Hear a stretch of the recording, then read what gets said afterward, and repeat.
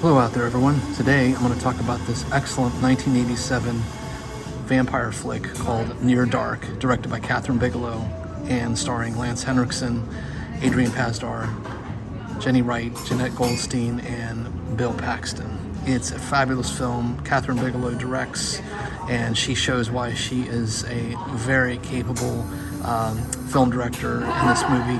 There are many facets to the flick that you later see in other movies that she's released. Of course, after this one, she did Point Break, which of course was a big hit. This one was pretty much a flop, and it's interesting because it came out right around the same time as The Lost Boys, and that was the vampire movie that got all the press and the kudos and the box office receipts that summer. But this is the movie that I think is the one that gets talked about, at least amongst the cinephile circles, as being the better film of the two movies. Now, it's interesting because the movie was scored by Tangerine Dream. It was lensed by Adam Greenberg, who just so happens to have lensed Terminator and Terminator 2.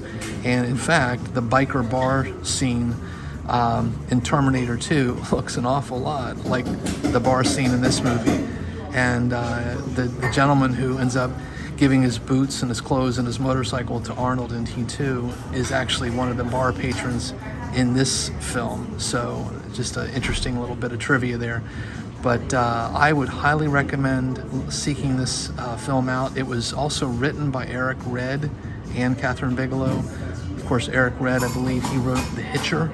So it's just got a very classic 80s horror vibe going for it, horror thriller, and it's just a wonderful film. And the supplemental materials are excellent. There's some really interesting interviews with Lance Henriksen. He talks about how he was method during the filming of this and really enjoyed messing with people who happened to come across his path during off hours, which I find interesting. But this is a standard def DVD release by Anchor Bay and Studio Canal.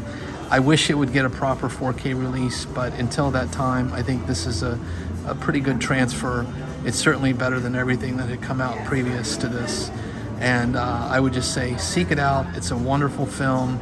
It holds up, and it has one of the great performances by the late, great Bill Paxton. So until the next time, take care. Happy spooky season. Stay safe.